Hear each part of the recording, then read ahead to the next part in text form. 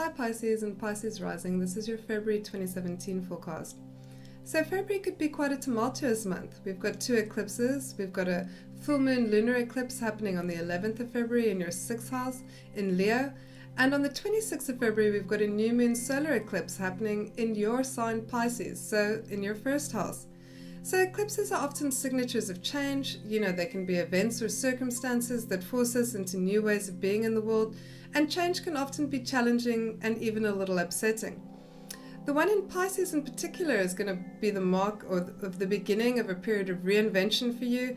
It's a 6-month period of self-reinvention, assertion, confidence, and new projects where you're going to become a little bit more comfortable with being in the spotlight.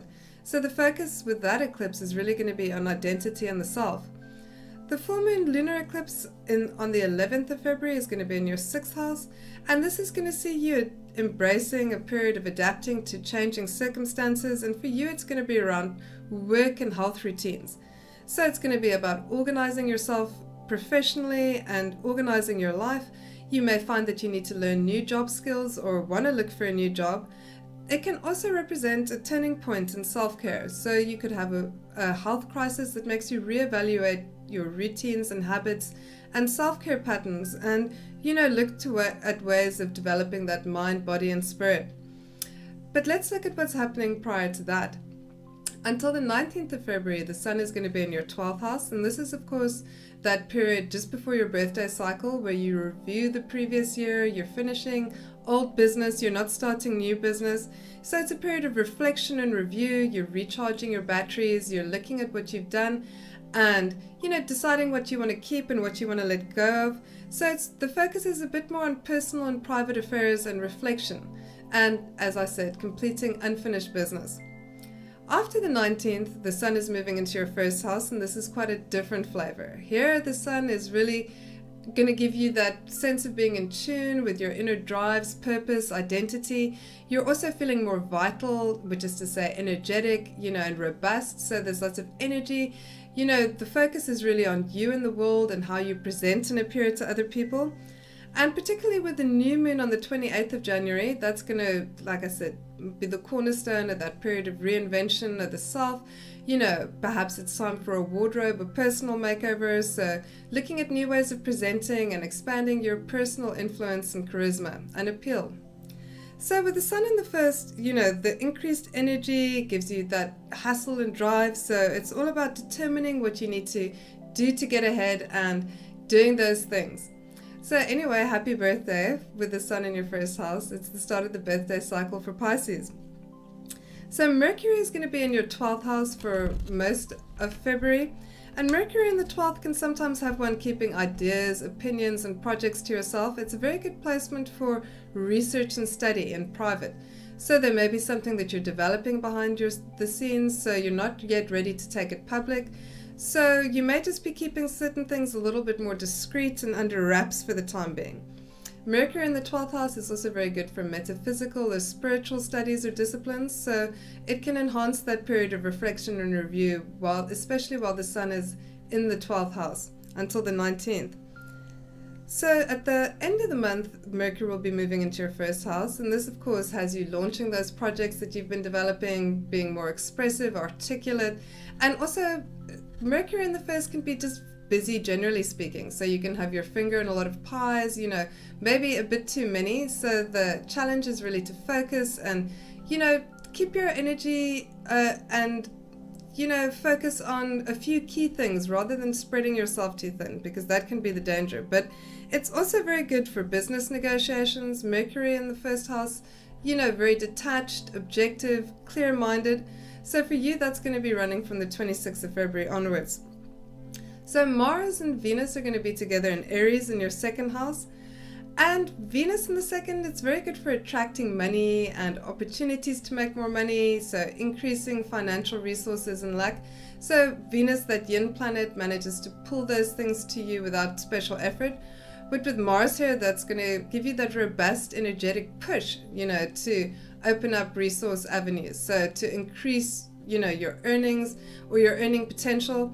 Mars and Venus in the 2nd can also have be inclined to spend a little bit more lavishly. Venus on beautiful things, clothes, good food, good wine. Investments in art are also an option.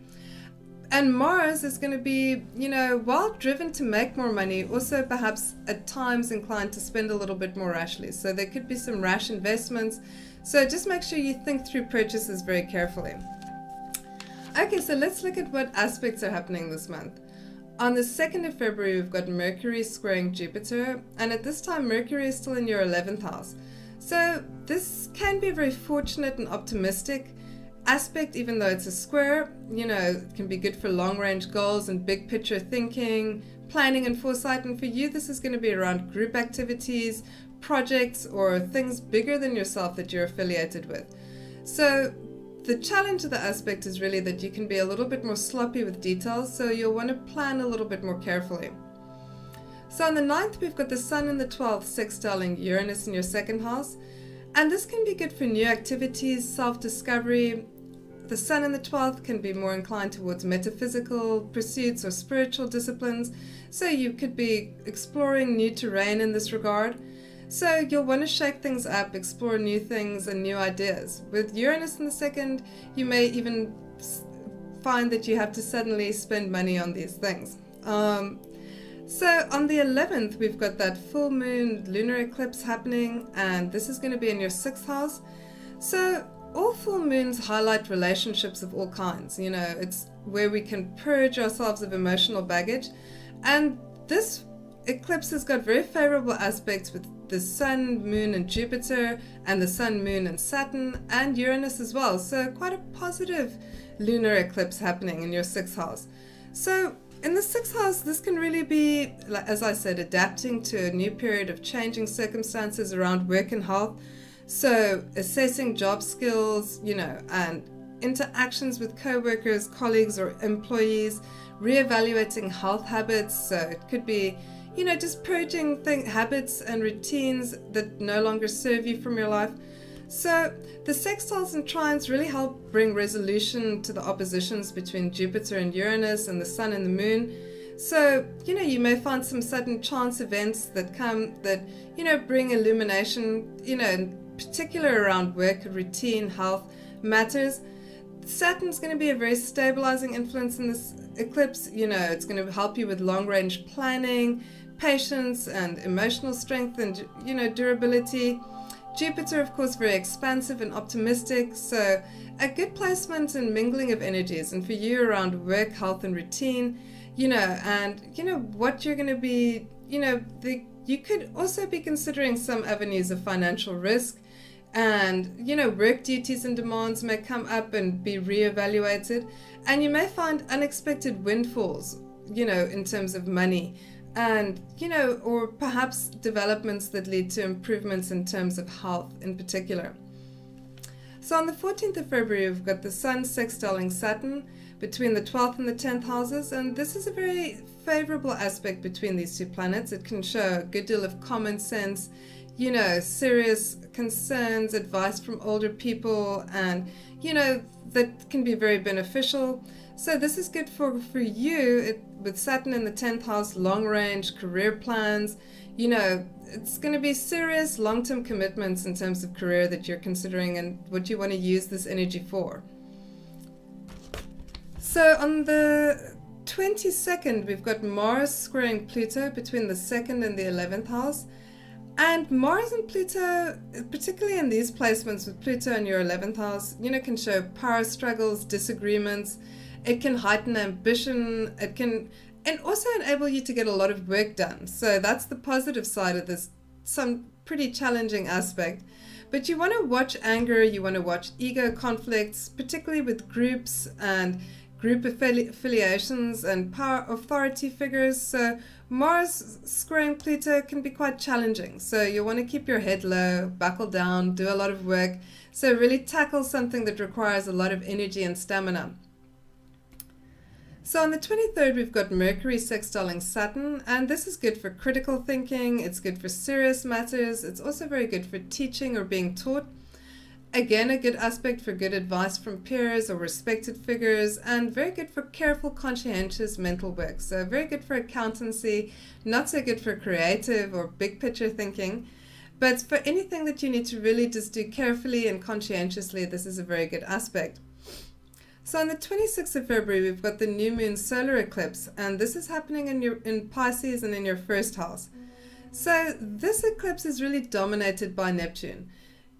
The Sun and Moon are both conjunct Neptune, and Neptune in this aspect is very good for art, for creativity, philanthropy, and ideals. And in your first house in Pisces, this is very strong angular placement, so you'll really feel this one. And eclipses can take a while to pan out, so this will unfold over the next 6-month period. So because it's your first house, and this is the house of self, it's you physically in the world, it's how other people perceive you. You know, this can be very good for personal reinvention or for new projects and goals that are creative, aspirational, idealistic, you know, developing yourself in this respect. So reinvention of a more spiritual kind as well. So this may be the start of a spiritual discipline or path. So with the Sun and Moon conjunct Neptune, it can really heighten empathy and, you know, compassion, nurture. So it could be getting involved in charitable work, philanthropic work. You know, with eclipses, sudden events can you know, kind of cause these changes. And, you know, this is going to be true, especially with Mars conjuncting Uranus at the time of this eclipse. And, you know, so Mars and Uranus can be rash, unexpected events. For you, this could be around financial risks and investments even. But in the first house in Pisces, this is really going to be around reinventing the self, new plans for the future, thinking big, thinking optimistically.